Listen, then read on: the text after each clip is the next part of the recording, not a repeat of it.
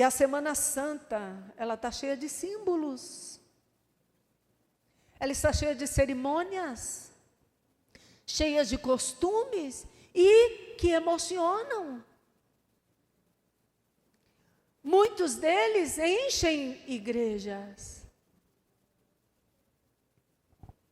Agora, quem é que realmente consulta o fundamento bíblico para essas práticas? Quem é que vai até a Bíblia e consulta esses fundamentos? Procissões. Tem gente que quando era do mundo, era católico, participou de procissão. Quem aqui já participou de procissão? Levanta a mão. Era emocionante? Chegou a chorar? Muita gente chorava. Procissões, encenações. Tem um estado do Brasil, lá do Nordeste, que eu já esqueci qual é, que monta, Belém, não é isso? Que monta um cenário da crucificação de Jesus em tempo real. As orações, as missas, os jejuns, troca de ovos, de chocolate, mas pode me dar o chocolate. E a troca de ovos de chocolate? Não come carne. Mas da onde veio essas práticas? Da onde vieram essas práticas? Fruto das adaptações humanas. Fruto das tradições seculares. Nada tem a ver com o evangelho de arrependimento. Nada tem a ver com o evangelho da cruz. Nada tem a ver com a transformação do evangelho. Porque no evangelho, o evangelho apresentado pelo nosso Senhor Jesus, diz que o que transforma é a ida à cruz do Calvário. Ir à cruz. E aí nós repetimos, anos após anos, essas tradições. Estas tradições são repetidas, achamos legal, os filhos já vêm com isso na escola e nós continuamos alimentando. Eu, quando Gabriel era pequenininho, já fiz pegadinhas do coelho e coloquei o ovinho atrás do sofá para ele achar. Eu já fiz isso. E não nos perguntávamos da onde vêm essas tradições.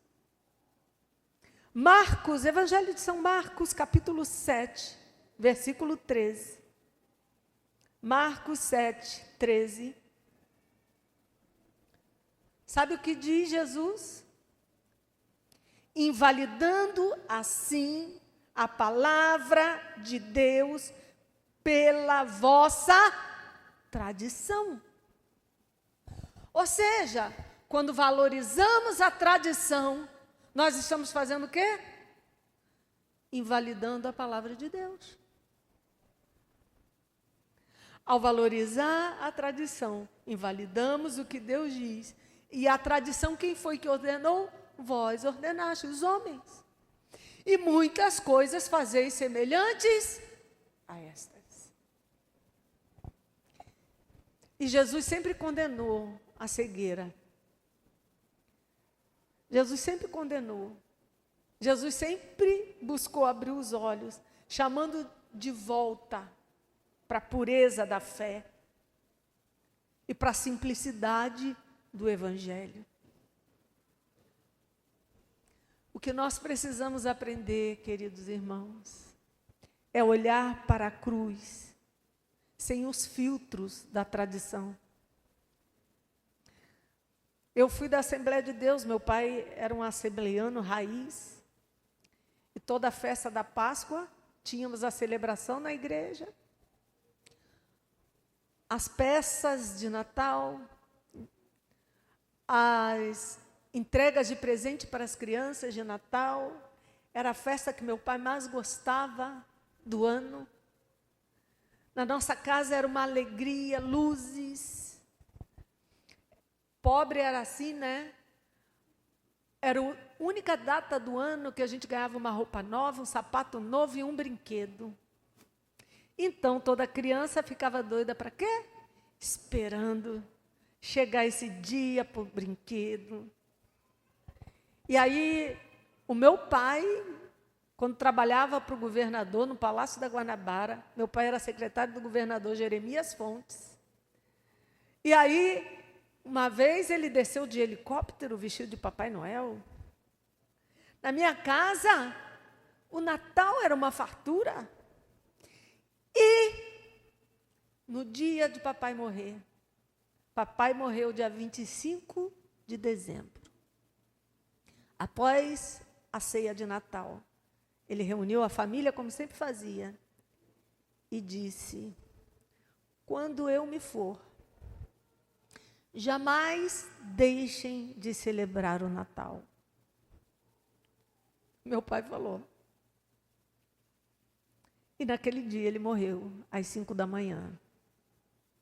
Se foi. Minha família até hoje celebra o Natal. E eles ficam muito chateados comigo. Que eu sou a única da minha família que não celebra o Natal. Não foi porque o apóstolo, não. Mas eu tive a minha experiência com Jesus. E comecei a buscar questionamentos.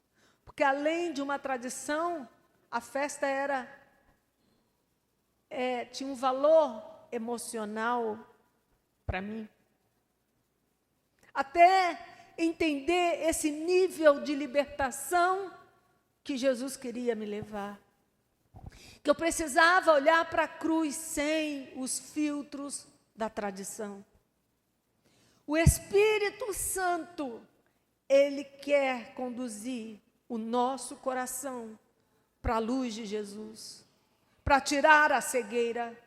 Por isso, o texto tão conhecido de João 8,32, conhecereis a verdade e a verdade vos libertará. É muito mais do que uma frase bonita, é muito mais do que uma frase legal, é muito mais do que um refrão. Essa frase que Jesus disse, que o Senhor nos deu, é uma promessa de libertação.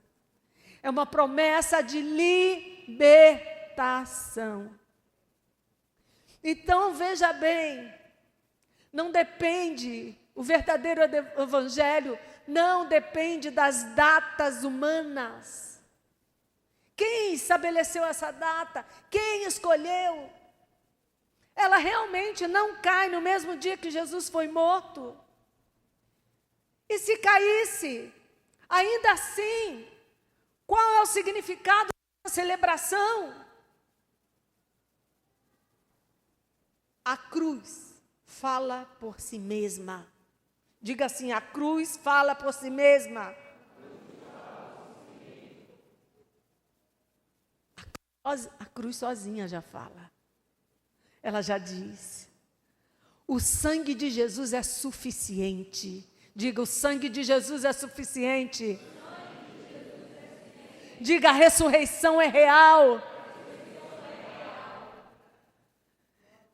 E o Senhor nos deu tudo isso. O Senhor nos deu. E a graça, irmãos, é escandalosamente simples. A graça é escandalosamente simples, mas poderosa, poderosa para salvar. A graça é simples. Ela não precisa dos enfeites. A graça não precisa da ajuda humana, da intervenção humana. Mas sabe o que acontece? O homem não suporta a simplicidade do evangelho. As igrejas não suportam a simplicidade do Evangelho. As pessoas que se sentam para ouvir a palavra, muitas vezes não suportam a simplicidade do Evangelho. O Evangelho é simples demais. E aí, precisa de brilho, precisa de aplausos, precisa de cenários, precisa de novidades, precisa de um pouco mais, um tempero a mais. Só que o brilho não pode ocupar o lugar da verdade. Diga assim, o brilho não pode ocupar o lugar da verdade. E nós precisamos aceitar a fé no nosso espírito e não pela nossa alma, não por nossas emoções. A fé não deve ser aceita nos nossos sentimentos, mas no nosso espírito. Sabe por quê? A cruz de Jesus não é um cenário. A cruz de Jesus é sacrifício. O túmulo vazio de Jesus não é uma lenda, não é uma historinha, é sinal que a morte foi vencida. O Cristo ressuscitado não é um símbolo, não é, mas é uma realidade viva. Jesus ressuscitou e essa realidade transforma as vidas todos os dias. Todos os dias tem gente sendo transformado pela ressurreição. Mas seguir essas verdades pode nos custar caro. Seguir a verdade nos custa. Mas, querido irmão, querida irmã, escute a voz do Espírito Santo, ainda que lhe custe. Ainda que lhe custe, escute a voz do Espírito Santo. Colossenses capítulo 2, verso 16.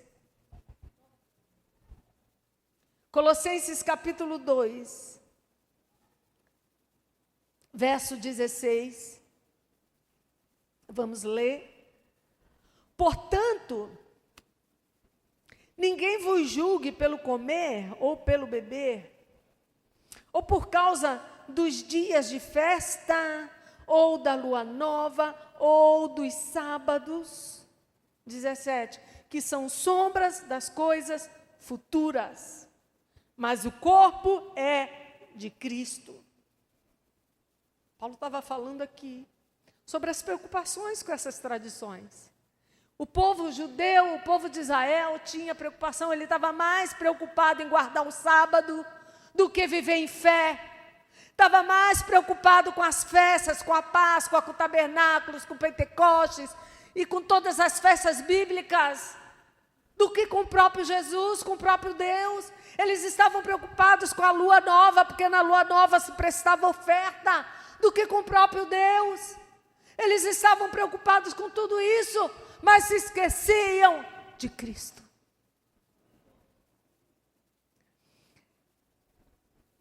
Amados, existe uma libertação que só acontece quando nós deixamos aquilo que é humano ficar para trás e quando nós abraçamos o divino. O Evangelho ele veio sendo sofrido até o momento que ele foi abraçado por um sistema político. Quando Roma chegou, o imperador Constantino abraçou o Evangelho e politizou o Evangelho. Tudo mudou. Mas sabe o que nós devemos entender? Ou abraçamos a cruz, ou largamos a cruz. O Evangelho começou com reuniões nas casas. O Evangelho começou em lugares, em beira de rio. Paulo saía para pregar na beirada do rio, debaixo das árvores. Eram reuniões simples, nas casas, mas logo se encheram de rituais pagãos de Roma. E aí chega uma festa até nós, que você aprendeu a celebrar, que você herdou. Você herdou dos seus parentes, sei lá, da tradição. Festas de deuses antigos, que receberam novos nomes e novas datas. Você sabia que dia 25 é a celebração de Horus ou Osíris, que é o dia que o satanismo mais mata, sacrifica pessoas, porque é o dia mais importante do satanismo, o dia do Deus Sol, Ra, o Deus Sol. E aí, a tradição colocou Jesus no lugar do Deus Sol, o menino Jesus. Era um menino chamado Tamuz, e hoje é um menino chamado Jesus. Apenas muda-se nomes e datas. Coelhos, ovos, chocolate, se tornaram símbolos de uma morte escandalosa. A morte do Rei dos Reis. A morte escandalosa da cruz. A morte vergonhosa da cruz. E hoje, um coelho é o símbolo de uma morte vergonhosa na cruz.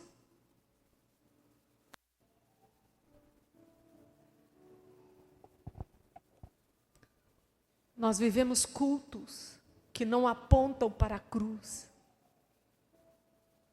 Cultos que se parecem mais com os palácios romanos, com festivais, com shows, espetáculos. Se parecem mais com isso do que com a igreja de Atos dos Apóstolos.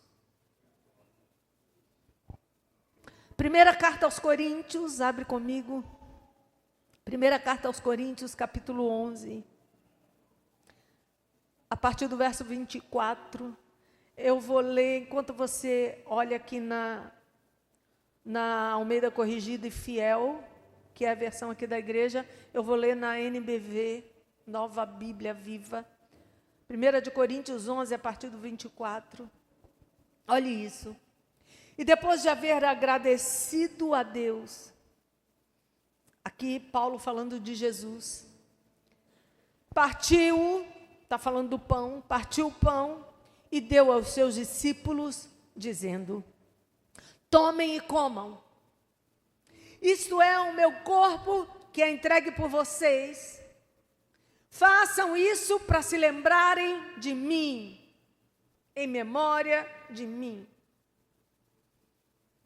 De igual modo, ele tomou o cálice de vinho depois da ceia, dizendo: este cálice é a nova aliança do meu sangue. Quando Jesus disse essas palavras, ele ainda não havia morrido, não havia derramado seu sangue. E ele disse: este cálice é a nova aliança do meu sangue, façam isso em memória de mim, toda vez que o beberem. 26, porque cada vez que vocês comerem esse pão e beberem esse cálice, presta atenção, estão anunciando a mensagem da morte. Aqui nessa versão diz: anunciais a morte do Senhor até que venha. Não é na festa da Páscoa você anuncia a morte do Senhor até que venha. Não. O que diz é: todas as vezes que vocês vierem congregar, se reunirem com seus irmãos, que partirem o pão, beberem do cálice, que representa o meu sangue. Todas as vezes que vocês fizerem isso em memória de mim, vocês estão fazendo, sabe o quê? Anunciando a minha morte. Vocês estão dizendo para o mundo: nós comemos o pão e bebemos do cálice, porque nós estamos anunciando a morte de Jesus na cruz. Então, o dia de um crente celebrar a morte e a ressurreição não é o domingo de Páscoa, mas é toda vez que se reúne. É quando participa da ceia, é quando se une ao seu irmão. Tantas vezes quanto for, está anunciando a morte do Senhor até que Ele venha. Aleluia. Aleluia. Até que Ele venha, até que Ele venha. E nós vamos continuar assim. Não precisamos esperar a Páscoa do ano que vem para celebrarmos a morte dele. Mas é desta forma que o Senhor Jesus, que a Bíblia, não a tradição, nos ensinou a anunciar a morte do Senhor. E no verso 27, diz mais: portanto, se alguém comer esse pão, preste atenção, irmãos. Tem parte da Bíblia que a gente gosta de pular, né? Mas presta atenção. Se alguém comer desse pão e beber desse cálice do Senhor de maneira indignamente, é culpado do pecado contra o corpo e o sangue do Senhor. A gente tem que ter muito cuidado de achar que todo mundo pode tomar a Santa Ceia. A gente tem que ter muito cuidado. Tem gente que traz convidado na igreja, a pessoa ainda que não se libertou das drogas, pessoa que ainda adora aos deuses, a demônios, e traz e oferece a Santa Ceia. Tem que ter muito cuidado. Quem sou eu para dizer quem não pode, quem pode e quem não pode tomar?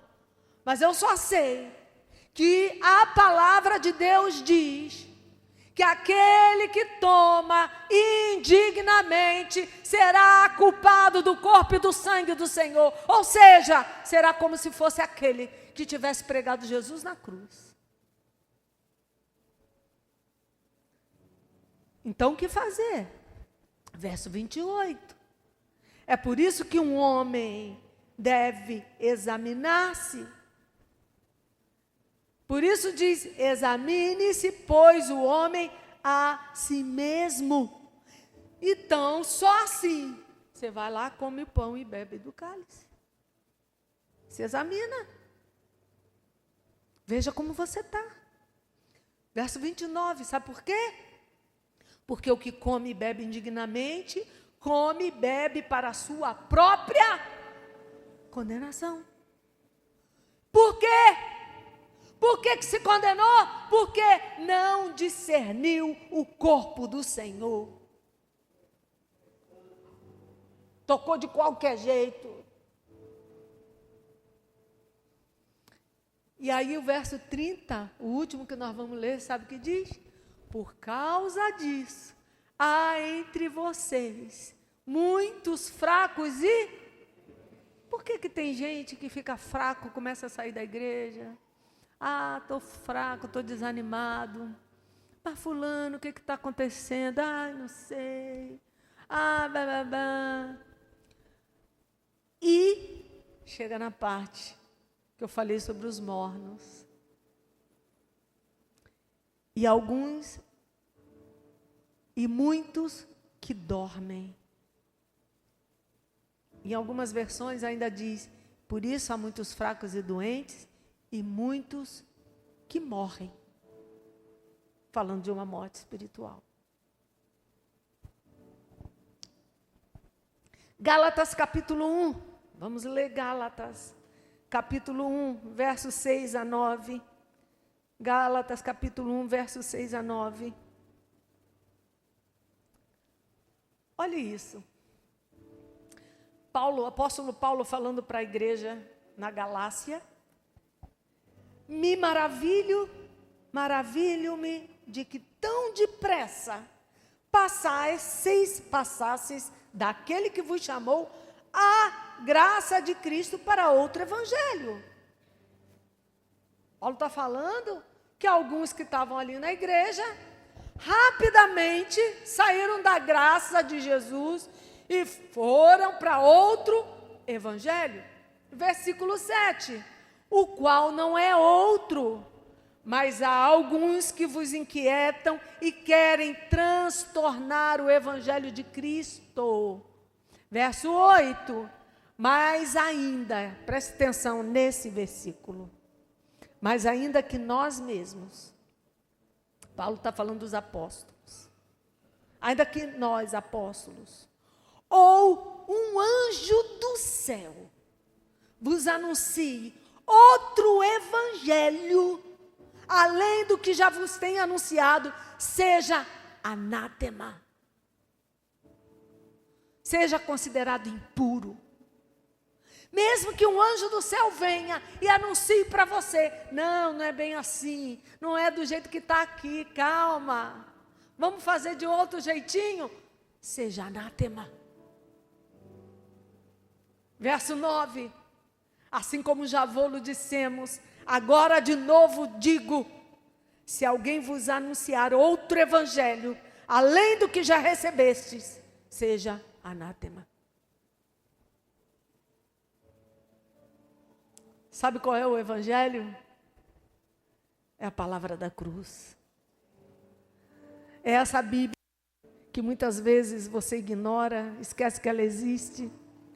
Prefere ouvir pregações de pessoas que você nem conhece. Pregação de um YouTube que nem conhece. Do que ler a Bíblia. Você não tem noção de uma frase ou de quantas coisas que você pode ouvir que não são desse evangelho. Que não fazem parte deste evangelho. Há um perigo de qualquer adulteração na mensagem da cruz. Qualquer mudança na mensagem da cruz.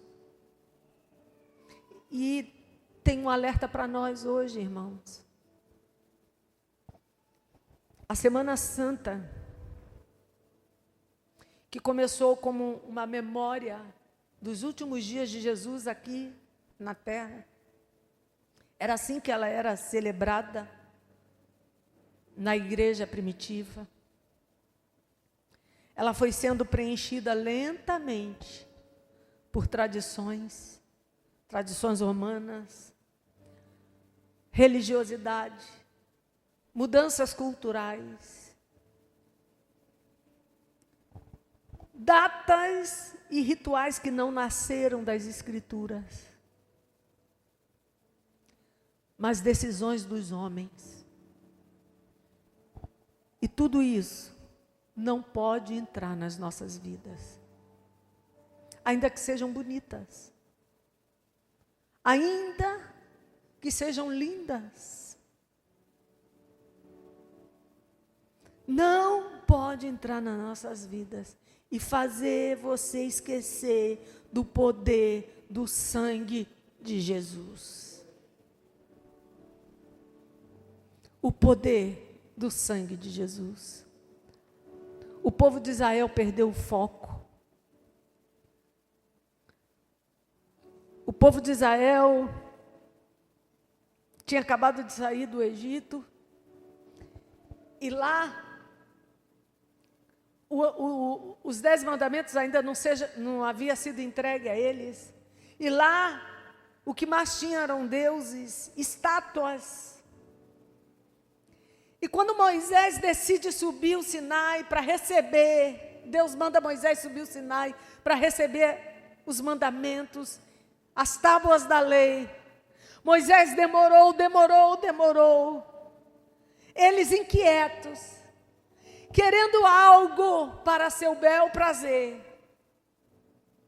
juntam todo o ouro que eles têm, jogam no fogo e diz para o sacerdote Arão: o que sair aqui, o desenho que sair, nós vamos adorar, porque deve ser Deus. Por quê? Sabe por quê, Arão? Nós precisamos de um Deus para ver. Nós precisamos de um Deus para tocar. E às vezes, os crentes de hoje não ficam muito atrás. A fé não basta. Tem que ter coisa palpável, coisa para ver. A palavra de Deus não basta, dá sono. É chato. A fé sozinha não basta. Eu preciso de um Deus para ver e tocar.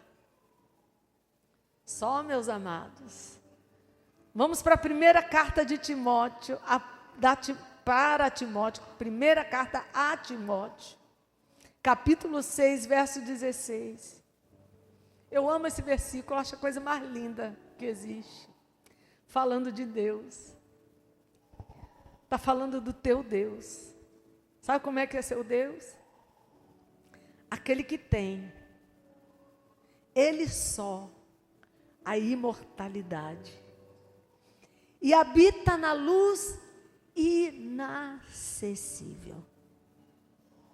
A quem nenhum dos homens viu. Ah, Moisés viu Deus. Moisés não viu Deus, não. Quem disse para você?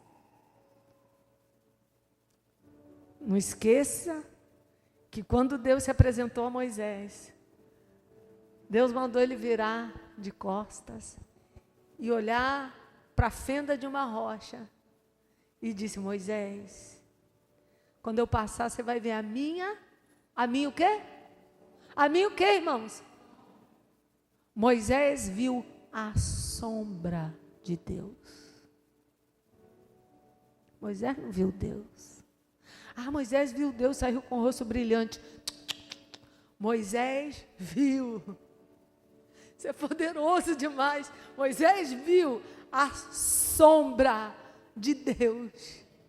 E saiu com o rosto brilhante.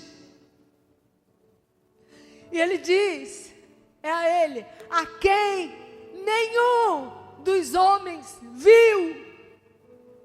Quem já viu Deus? Quem? O que está escrito? Nenhum, ninguém. E ninguém pode ver, nunca verá. A Ele seja a honra e o poder. É esse o Deus que nós servimos. É um Deus que é alcançado pela fé. Só a fé pode chegar nesse Deus. Só a fé em Cristo Jesus pode alcançar Deus. Mas o povo de Israel queria um Deus para tocar, um Deus para ver. E as pessoas querem um Deus para tocar, um Deus para ver. Não adoramos imagens, apenas temos para lembrar de alguém, para lembrar de Jesus. Deus não se vê, nunca nenhum homem viu. E enquanto formos homem, ninguém verá, porque Ele está numa luz inacessível. Esse é o poderoso Deus que nós servimos. Aleluia. Glória a Deus. E então as pessoas passaram a confiar mais na tradição do que na presença do Espírito Santo. Passaram a celebrar o nome de Cristo sem conhecer Cristo. Quanta gente que você conhece que celebra o nome de Cristo e não conhece Cristo? Quantas pessoas que você conhece que chega na frente de uma igreja, chega na igreja católica e Por que você está fazendo isso? Estou celebrando Jesus, a cruz. Mas não conhecem Cristo.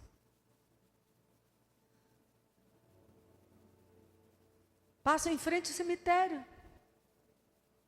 Passam em frente à igreja. Celebram o nome de quem não conhecem. E Cristo passou a ser um Deus com letra minúscula, dentre tantos outros que as pessoas adoram. Ah, qual o problema? Me perdoe aqui. Quem é devoto de Maria, se tem alguém? Ah, qual é o problema? Jesus não faz nada sem Maria. Jesus está indo, mas Maria vai na frente com a vassoura na mão. Muita gente, onde Jesus passou a ser um Deus de letra minúscula. Você sabia que na macumba tem Jesus? Só que o nome dele é Oxalá. Está lá, junto com os outros. Pessoas que se ajoelham diante da cruz, fazem sinal da cruz, mas sem nenhum arrependimento. Nenhum arrependimento. E Cristo nos chama de volta à verdade. Jesus nos chama de volta à verdade. Não podemos adaptar o evangelho ao gosto do mundo. Não podemos mudar o evangelho da verdade para alegrar o mundo. 1 de Coríntios capítulo 1, verso 18. 1 de Coríntios 1, 18.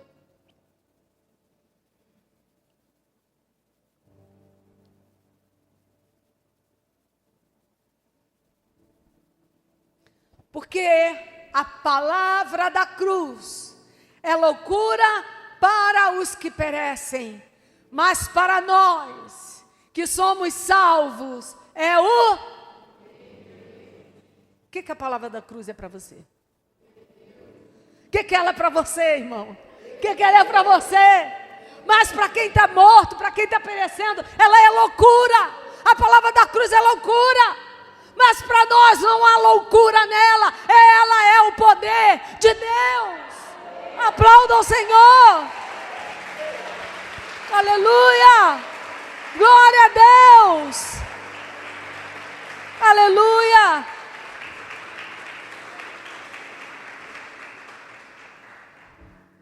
O mundo não vai determinar o modo de servirmos a Jesus. O mundo não vai ditar as regras e determinar o modo de nós adorarmos a Jesus. O nosso altar ainda é de Deus. Deus ainda fala. Deus ainda salva. Deus ainda restaura, Deus continua salvando, o Senhor ainda purifica. Deus é Deus, Deus é Deus, Deus é Deus. E o Espírito Santo nos chama a discernir, entendermos o sofrimento de Cristo. Nunca, não tem filme, não tem teatro que um dia vai poder expressar a dor de Jesus. Nada pode mostrar a dor de Jesus. Mas atente, irmão, que a cruz, ela é uma linha que divide a sua velha história e a sua nova história. A cruz é uma linha que separa juízo de misericórdia. Então nós temos que ter cuidado. Porque se errarmos o motivo da cruz, nós saímos da misericórdia e entramos no juízo. Porque foi na cruz que o preço foi pago. O véu se rasgou. E isso não é cena. Diga assim, a cruz não é cena. Não é emoção, diga não é emoção. Diga é arrependimento. É arrependimento. E para encerrarmos, a cruz é para confrontar. Diga assim, a cruz é para confrontar.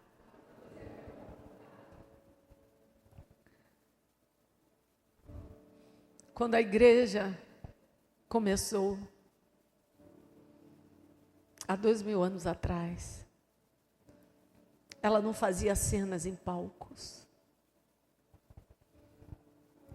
Mas os crentes estavam morrendo nas arenas, nos coliseus. Quem quisesse ser crente estava sendo crucificado. Estava sendo queimado vivo. Muitos crentes fugiram de Jerusalém, se espalharam pela Europa, pela Ásia. Mas aí a perseguição chegou lá.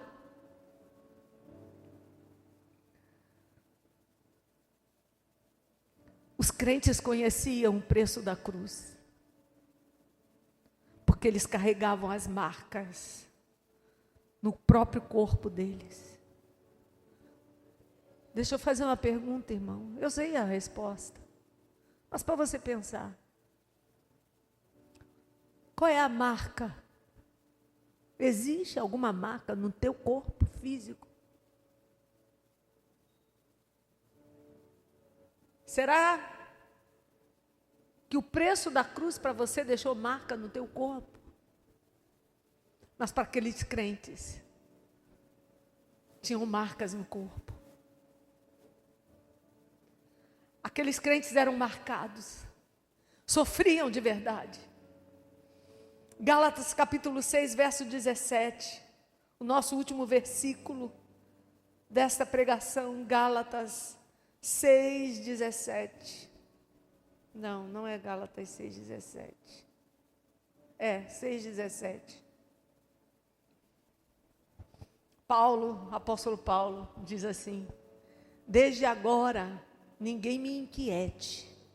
Porque ele estava para morrer e ele falou: ninguém me perturbe mais, chega. Aí ele disse assim: porque eu trago no meu corpo as marcas do Senhor Jesus.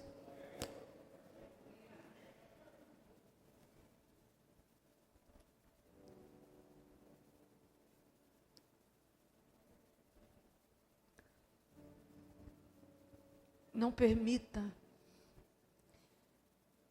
que o Evangelho em você se distancie do poder original dele.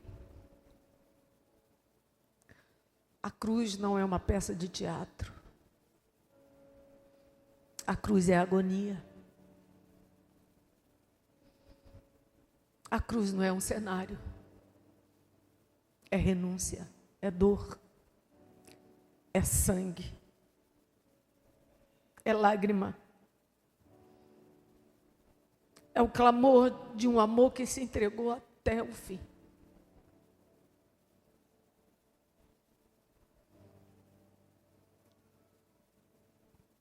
Ela não precisa de música de fundo, como eu preciso.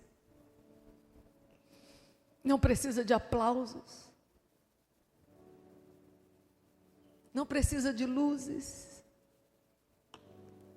Não precisa de palcos. Mas ela precisa de coração despedaçado. Ela precisa de pessoas despedaçadas diante da presença de um Deus que perdoa. Você precisa, irmão, de uma experiência real com Cristo.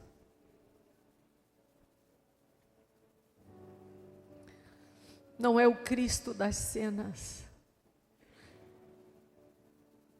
mas o Cristo da palavra. Na cruz, nossa vida é confrontada, nosso coração é confrontado. E mais, quanto mais perto chegamos da cruz, mais o nosso pecado é exposto. Sabe por que muita gente foge da cruz? Tem vergonha de revelar os seus pecados. Foi na cruz, onde um dia eu vi meus pecados castigados em Jesus. Foi ali pela fé que os meus olhos abri e agora me alegro em sua luz. O meu pecado é exposto na cruz. A cruz nos coloca diante de um amor que não podemos entender. A cruz nos coloca diante de um amor que não podemos compreender. Um amor que morreu para você viver. Um amor que morre para que eu viva.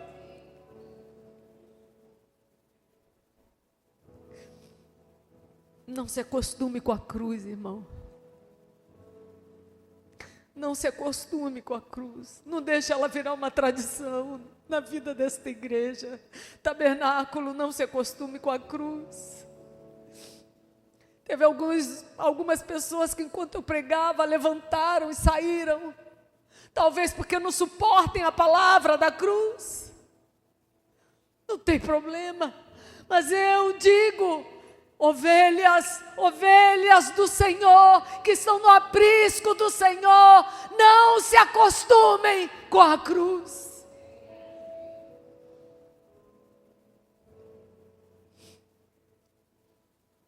Na cruz tem sangue, na cruz tem lágrima, na cruz tem dor, na cruz tem amor.